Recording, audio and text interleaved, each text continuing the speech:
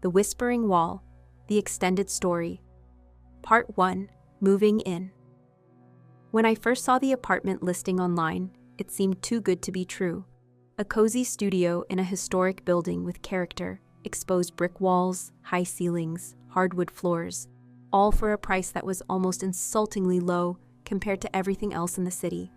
After months of searching, I jumped at the chance without hesitation. The landlord, Mr. Carter, was an older man with sharp eyes and a perpetual frown.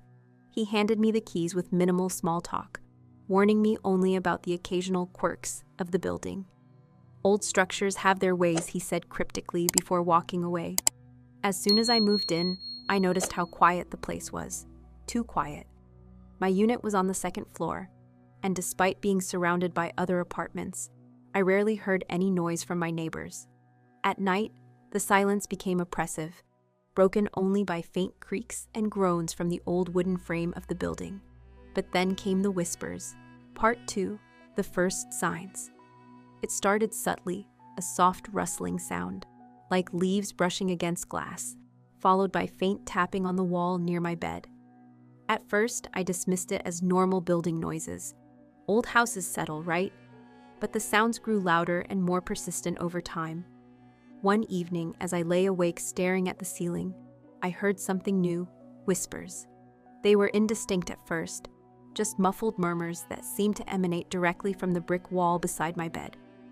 Curiosity, and perhaps foolishness, drove me to investigate. I grabbed a flashlight and pressed my ear against the cold bricks. That's when I heard it, a single, chilling word. Help. My blood ran cold. I pulled away from the wall, heart pounding, and turned off the flashlight. The room plunged into darkness, but the whispers continued, growing softer until they faded completely. Over the next few days, the phenomenon escalated. Sometimes I'd hear laughter, high-pitched and manic, or cries of despair. Other times, it sounded like footsteps pacing back and forth, though no one ever appeared when I checked the hallway. Once, I even thought I saw a shadowy figure standing just outside my door, but when I opened it, there was nothing there. Part 3, Searching for Answers. Determined to understand what was happening, I decided to gather information. First, I approached Mr. Carter during one of his rare visits to the building. His reaction was dismissive, though there was a flicker of unease in his eyes when I mentioned the specific wall. "That side of the building has been empty for years," he muttered, avoiding eye contact. "Water damage made it uninhabitable. Nobody's lived there since." Years? That didn't make sense. If no one had occupied the unit next to mine, why did it feel like someone, or something, was trapped behind the wall? Next, I turned to the internet. Posting about my experiences on Reddit, I hoped others might share similar stories or offer explanations. Most responses were skeptical, attributing the noises to drafts, plumbing issues, or even sleep paralysis. But one comment stood out. A user named u/redditor1987 claimed to have lived in the same building years ago. Their account sent shivers down my spine. According to them, their neighbor, who lived in the very unit adjacent to mine, disappeared without a trace after complaining about strange occurrences in their apartment. Police searched the place but found nothing unusual except for scorch marks on the floorboards and burn marks along the walls. Other users chimed in with their own unsettling tales. Some spoke of hearing screams during thunderstorms. Others described seeing fleeting glimpses of shadowy figures in the hallways. One recurring theme emerged. Every tenant who reported disturbances eventually left under mysterious circumstances. No forwarding addresses, no contact information, just gone. Fueled by these accounts, I dug deeper. I visited the local library, where I met an elderly librarian named Mrs. Thompson. She listened intently as I recounted my experiences, her expression growing increasingly grave. "That building," she whispered, glancing around as if afraid someone might overhear us. "There are stories about it. Things people don't talk about anymore." She directed me to a local historian, a reclusive woman named Eleanor Grayson, who specialized in urban legends and folklore. Eleanor lived in a sprawling Victorian home filled with dusty books and eerie artifacts. Her house smelled of aged paper and candle wax, and her piercing blue eyes seemed to see straight through me. Eleanor listened intently as I recounted my experiences. Her expression darkened as I spoke. "That building," she said finally, "has a reputation. People call it the Forgotten House. It's said to be cursed." She explained that decades ago, the building housed a group of artists and writers known for their avant-garde work. One member of the group, a playwright named Victor Langley, became obsessed with creating a performance so immersive that it would blur the lines between reality and fiction. His magnum opus, titled The Eternal Audience, involved trapping volunteers inside a sealed room while bombarding them with sensory stimuli, light, sound, and even tactile sensations, until they lost all sense of self. Victor vanished shortly after the premiere, leaving behind only fragments of his notes.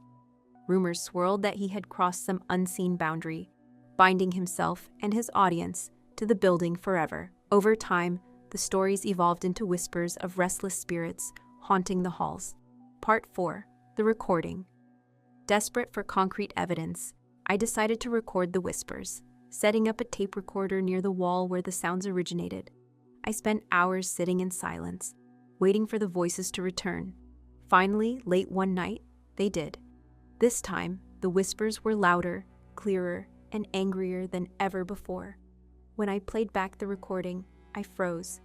Among the chaos of overlapping voices, one phrase repeated over and over again. "You can't leave us here." The realization hit me like a freight train. Whatever was behind the wall, it wasn't going to let me go easily.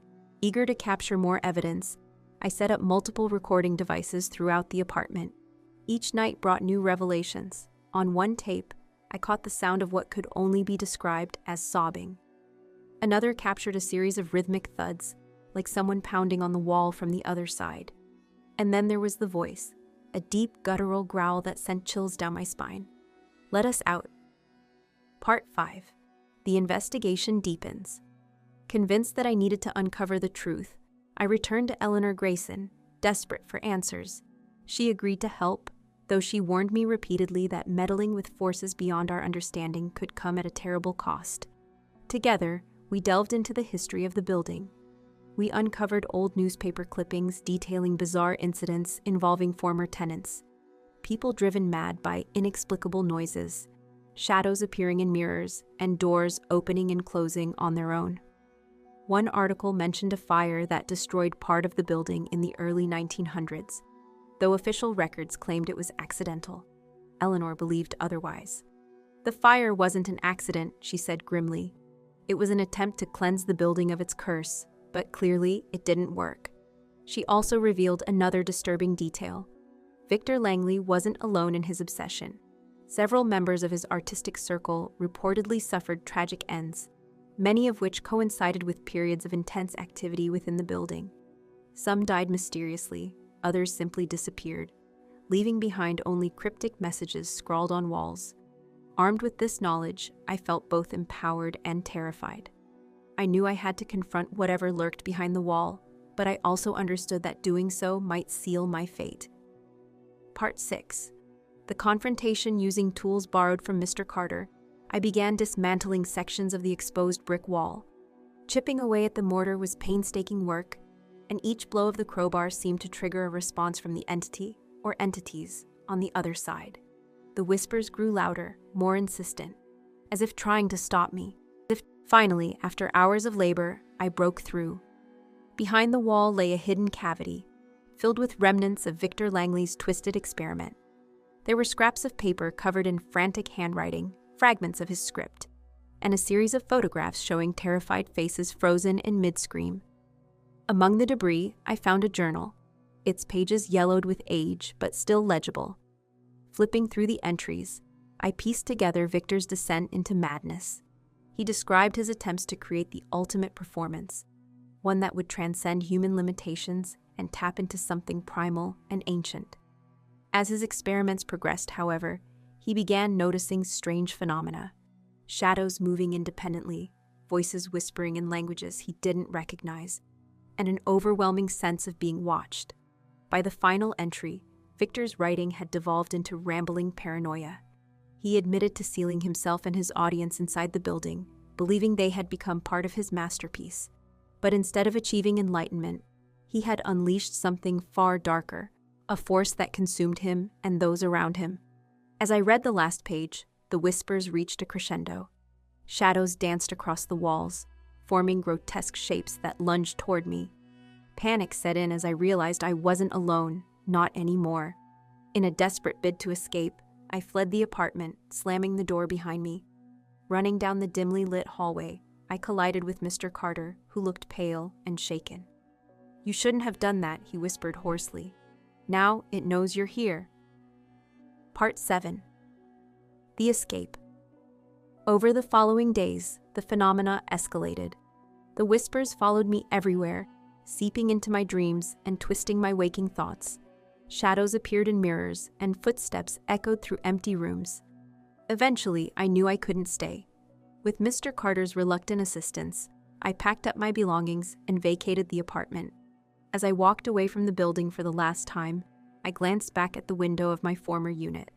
For a moment, I thought I saw a face staring out at me, a face that wasn't mine. Since then, I've tried to put the experience behind me, but the whispers linger.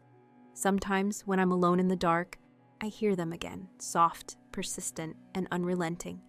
And now, whenever I close my eyes, I swear I can still hear them calling my name. Months later, I received a package containing a single photograph. In it, I saw myself standing outside the building on the day I signed the lease. Behind me, etched into the bricks of the wall, were words written in a language I didn't recognize. Translating them later, I discovered their meaning. "We are always listening." But that wasn't the end of it. Inside the envelope, there was another note, handwritten in shaky letters. "It's not just the building. It follows you now. You're part of the performance." I burned the letter immediately, but the words haunted me. Every step I take feels like a move in some grand, incomprehensible game.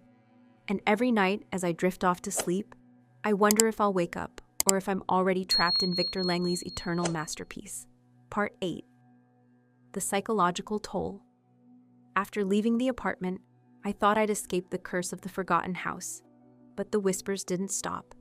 They followed me everywhere, into my new home, down quiet streets, and even into crowded public spaces. At first, I tried to ignore them, chalking it up to residual trauma or stress. But as time passed, the voices grew clearer, more insistent, and increasingly personal. One night, lying awake in my new bed, I heard a voice whisper my name. It wasn't distorted or muffled. It was clear, unmistakable. My name, spoken with malice. "You can't run forever." Part 9. The Relentless Pursuit. After vacating the cursed apartment, I thought I'd left the whispers behind, but they followed me like shadows, seeping into every corner of my life. At first, I dismissed them as post-traumatic stress or paranoia, but the voices grew louder, clearer, and increasingly personal. One night, lying awake in my new home, I heard a voice whisper my name. It wasn't distorted or muffled. It was clear, unmistakable. My name, spoken with malice. "You can't run forever," I bolted upright in bed, heart pounding. The room was silent except for the faint hum of the refrigerator in the kitchen. Yet, when I turned to glance at the wall beside me, I saw something that made my blood run cold. A shadowy figure standing just outside the window, staring directly at me. Its face was obscured, but its presence was undeniable. Before I could react, the figure vanished, leaving behind only the sound of rustling leaves. Shaken, I called the police, but by the time they arrived, there was no sign of anyone or anything near my house. The officers shrugged it off as fatigue or imagination, but I knew better. Whatever had been trapped in the forgotten house now seemed determined to drag me back into its grasp. Part 10. The Warning. Desperate for answers, I returned to Eleanor Grayson, the historian who had helped me uncover the building's dark history. She looked older, more fragile than before, her once sharp eyes clouded with fear. "You've drawn its attention," she said, her voice trembling. "Once you breach the boundary, it doesn't let go easily." Eleanor revealed something she hadn't mentioned earlier. Victor Langley's final journal entry hinted at a ritual he performed to seal his audience and himself within the building. Using ancient symbols carved into the walls, he created a barrier that prevented their escape. However, the ritual also ensured that anyone who disturbed the seal would become part of the performance. Victor believed he was creating art, Eleanor explained. But what he unleashed? It feeds on fear, pain, and despair. And now it knows you're here. She handed me a small charm, a silver pendant etched with protective runes. This won't stop it, but it might buy you some time. You need to find a way to break the cycle, or it will consume you entirely. Part 11. The Vision. That night I had a vivid dream, or perhaps a vision. I found myself standing in the sealed room where Victor conducted his experiments. The air was thick with static electricity, and the walls glowed faintly with eerie blue light. Around me stood figures frozen in mid-motion, the eternal audience, trapped in perpetual torment. At the center of the room stood Victor Langley, his face gaunt and hollow, his eyes burning with madness. He spoke in a voice that echoed through the chamber. "You've come too far to turn back now." As he reached out to touch me, I woke with a start, drenched in sweat. On my bedside table, the silver pendant Eleanor gave me lay cold and lifeless, its runes faded away. Part 12. The confrontation. Realizing I couldn't outrun the entity, I decided to confront it head-on.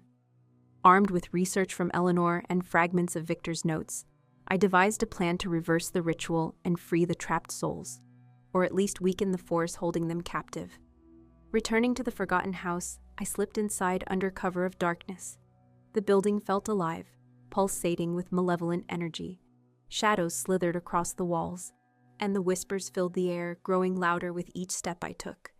Using tools I borrowed from Mr. Carter, I broke through another section of exposed brick, revealing more of Victor's hidden chambers.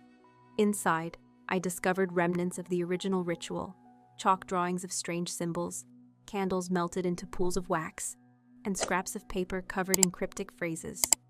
Following Eleanor's instructions, I began dismantling the seals one by one. With each symbol erased, the whispers intensified, the shadows became more aggressive, and the temperature dropped until my breath fogged the air. I could feel eyes watching me from every direction, though nothing ever appeared when I turned to look. Finally, I reached the final seal, a massive pentagram etched into the floorboards, surrounded by charred remains of burnt offerings. As I prepared to destroy it, a voice boomed through the room. "Do not interfere." Spinning around, I saw a towering figure emerge from the shadows, a grotesque amalgamation of human and something else entirely. Its face shifted constantly, cycling between the terrified expressions of the trapped souls and the deranged grin of Victor Langley. For a moment, I froze, overwhelmed by terror. Then, remembering Eleanor's warning, I forced myself to act. Grabbing a bottle of holy water, a last-minute addition to my supplies, I splashed it over the pentagram. The figure screamed in rage as the markings sizzled and cracked, releasing bursts of light that illuminated the entire room. In that brief flash, I saw them, all the trapped souls, freed from their torment. They stared at me with gratitude before dissolving into wisps of smoke that drifted upward and disappeared. Part 13. The Aftermath. Exhausted and shaken, I stumbled out of the building as dawn broke over the city. Behind me, the forgotten house stood silent, its oppressive aura seemingly lifted. For days afterward, I waited for the whispers to return, half expecting them to resume their relentless pursuit. But they never did, or so I thought. Months later, while unpacking boxes in my new home, I found a familiar object nestled among my belongings, a shard of brick from the wall I'd dismantled in the apartment. Etched into its surface were the same words I'd seen in the photograph. "We are always listening." This time, however, the message was accompanied by a new phrase, written in fresh ink, "And we remember." Since then, I've tried to live a normal life, but the memory of the forgotten house haunts me. Sometimes, late at night, I swear I hear faint murmurs coming from the walls of my current home. When I press my ear against them, I catch snippets of conversation, fragments of stories told by those who came before me. It makes me wonder if Victor Langley's masterpiece truly ended, or if it simply adapted, spreading its influence beyond the confines of a single building. Perhaps the performance isn't confined to one location. Perhaps it follows us all, waiting for the right moment to draw us in. And maybe, just maybe, I'm still part of it. This was today's story. Don't forget to subscribe to the channel and activate the bell to receive every new story.